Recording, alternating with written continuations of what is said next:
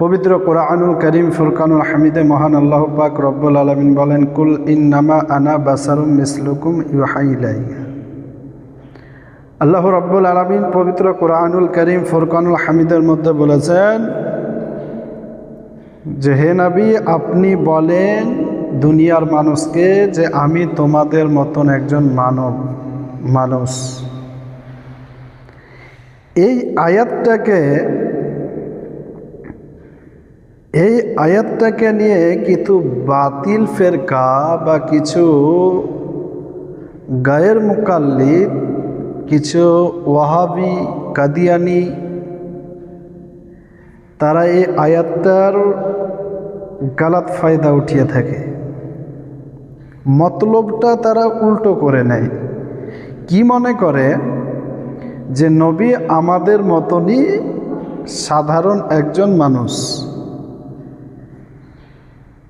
কিন্তু মুসলমান, আপনাদের মন আপনাদের দিল কি বলে যে হুজুর সাল্লাল্লাহু তাআলা আলাইহি ওয়াসাল্লাম আমাদের মতনই একজন মানুষ।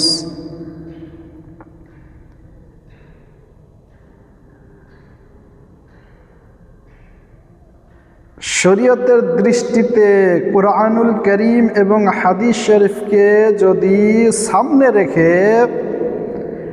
ফলো করা যায়, তাহলে দেখা যাবে যদি কোনো ব্যক্তি বলে নবী আমাদের মতো বা আমার মতো, সে ইসলাম থেকেই খারিজ হয়ে যাবে, বাদ হয়ে যাবে। এই আয়াতটা নাজিল হওয়ার দুটো কারণ হতে পারে, দুটো কারণ যা মুফাসসির ইকরামগণ লিখেছেন কিতাবের মধ্যে। আপনারা জানেন জালালুল কদর পয়গম্বর হযরত ইব্রাহিম খলিলুল্লাহ আলাইহিস সালাম, তিনি যখন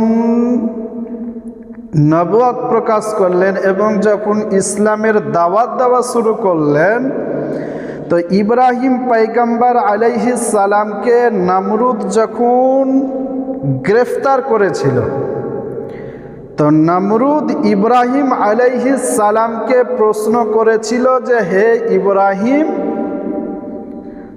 তোমার রব কি করতে পারে?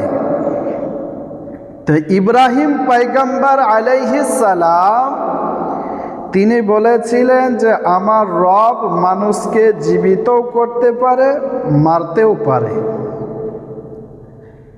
তো নমরুদ বাদশাহ এক জাল্লাদকে ডেকে তার কয়েদখানা থেকে দুইজন কয়েদিকে ধরে নিয়ে এসে জিজ্ঞেস করলো একজন কয়েদিকে যে, বলো তোমার বিচারের রায় কি হয়েছে? তো সে কয়েদি বলছেন যে, হুজুর, হে বাদশাহ, আমার তো আগামীকাল ফাঁসি হয়ে যাবে। নমরুদ বলল, যাও, তোমাকে রিহাই দিয়ে দেওয়া হলো। আরেকজন ব্যক্তিকে জিজ্ঞেস করা হলো, বলে তোমার? তো সে কয়েদি বললেন যে, হুজুর, হে বাদশাহ, আমার তো আগামীকাল রিহা হয়ে যাওয়ার কথা, আমি তো আগামীকাল রিহাই পেয়ে যাব। তো বাদশাহ জাল্লাদকে হুকুম দিল যে এ ব্যক্তিকে আজকেই হত্যা করে দাও, কতল করে দাও। এবার ইব্রাহিম পয়গম্বরকে নমরুদ বলছেন যে, হে ইব্রাহিম, তোমার আল্লাহ মানুষকে জিন্দা করতে পারে, মারতেও পারে, সে যদি তোমার আল্লাহ হয়ে থাকে, তো আমি নমরুদ যে কাল রিহাই পেয়ে যাচ্ছিল তাকে আজ হত্যা করে দিলাম, মেরে দিলাম, আর যে কাল মরতে যাচ্ছিল তাকে আমি বাঁচিয়ে দিলাম। তাহলে আমাকে রব বলে কেন মানো না? আমি তো চালাচ্ছি রাজ্য। ইব্রাহিম পয়গম্বর আলাইহিস সালাম শেষ ফাইনাল টাচ দিয়ে একটি প্রশ্ন করেছিলেন আর বলেছিলেন যে, নমরুদ, এই জিনিসটা যদি তুমি করতে পারো তাহলে আমি তোমাকে রব বলে মেনে নেব। বলে কি? বলে আমার আল্লাহ, আমার রব সূর্যকে পূর্ব দিক থেকে উঠায় আর পশ্চিম দিকে ডুবিয়ে দেয়। সকালবেলায় পূর্ব দিকে উঠান আর সন্ধ্যাবেলায় পশ্চিম দিকে ডুবায়। তুমি যদি রব হয়ে থাকো তো পশ্চিম থেকে উঠিয়ে দেখাও এবং পূর্ব দিকে ডুবিয়ে দেখাও। এ হলো ইব্রাহিম পয়গম্বর আলাইহিস সালামের প্রশ্ন। একটু খেয়াল করবেন, ইব্রাহিম আলাইহিস সালামের দাওয়া কি ছিল? যদি কোনো ব্যক্তি বা কেউ যদি পশ্চিম থেকে সূর্যকে উদয়িত করে দেয় বা সূর্য যদি উঠিয়ে দেয় পশ্চিম থেকে, তাহলে সেই ব্যক্তিকে ইব্রাহিম পয়গম্বর খোদা বলে মানবে বা সে খোদা হবে। ইব্রাহিম সালামের দাওয়া, ইব্রাহিম পয়গম্বর আলাইহিস সালাম এই কথাই বলেছিলেন তো নাকি?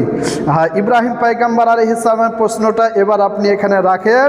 আল্লাহর নবী সাল্লাল্লাহু তাআলা আলাইহি ওয়াসাল্লাম যখন মক্কা থেকে আপনার হিজরত করে মদিনা আসলেন, তারপরে আল্লাহর নবী সাল্লাল্লাহু তাআলা আলাইহি ওয়াসাল্লাম একদিন হযরতে আলী কারামাল্লাহু ওয়াজহুল কারীম রাদিয়াল্লাহু তাআলা আনহু তিনি আপনার মসজিদুন নববীতে বসে আছেন। এমন সময় আল্লাহর নবী সাল্লাল্লাহু আলাইহি ওয়াসাল্লাম যাওয়ার পরে আল্লাহর নবী হযরতে আলী রাদিয়াল্লাহু তাআলা আনহুর কোলে মাথা দিয়ে শুয়ে গেলেন। রান মুবারকে মাথা দিয়ে শুয়ে আছেন। আল্লাহর নবী সাল্লাল্লাহু আলাইহি ওয়াসাল্লাম তিনি আরাম করতেছেন। হযরতে আলী দেখছেন যে আসরের সময় ঢিলা হয়ে গিয়েছে, কারণ যে হযরতে আলী নামাজ পড়েছিলেন না। মুসলমান, হযরতে আলী কারামাল্লাহু ওয়াজহুল কারীম তিনি এমন খোদা প্রেমিক ব্যক্তি ছিলেন যে হযরতে আলী কারামাল্লাহু ওয়াজহুল কারীম তিনি আপনার নামাজ ছেড়ে থাকতে পারেন না। চোখে পানি চলে আসলো, সূর্য ডুবে গিয়েছে, নামাজ আর হবে না, ওয়াক্ত পার হয়ে গিয়েছে।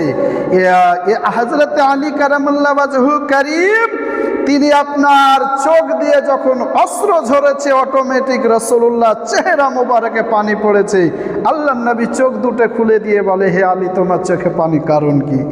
আল্লাহর নবী সাল্লাল্লাহু আলাইহি ওয়াসাল্লামকে বলেন, ইয়া রাসূলুল্লাহ আসরের নামাজ এখন পর্যন্ত পড়া হয়নি, আমার আসরের নামাজ কাজা হয়ে গেছে। আল্লাহর নবী সাল্লাল্লাহু তাআলা আলাইহি ওয়াসাল্লাম তিনি বললেন, হে আলী এতে কান্নার কি আছে, কান্না করার কি আছে? আল্লাহ নবী সাল্লাল্লাহু তাআলা আলাইহি ওয়াসাল্লাম তিনি হযরত আলীকে বাহিরে নিয়ে গেলেন। নিয়ে যাওয়ার পর উংলির ইশারা করে বলছেন যে, হে সূর্য,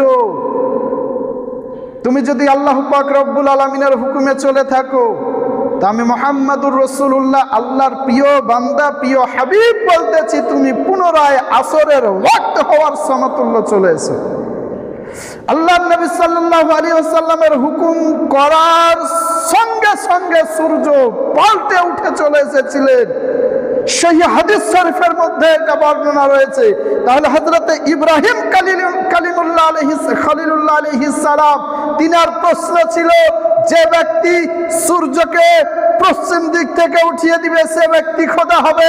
এই জন্য আমার আল্লাহ পাক রব্বুল আলামিন পবিত্র কুরআনুল কারীমের মধ্যে বললেন, কুল ইন্নামা আনা বাশারুম মিসলুকুম, হে নবী আপনি সূর্য পশ্চিম থেকে উঠিয়েছেন, আপনি এলান করে বলেন যে আমি খোদা নয়, আমি হলাম তোমাদের মতনই একজন মানুষ।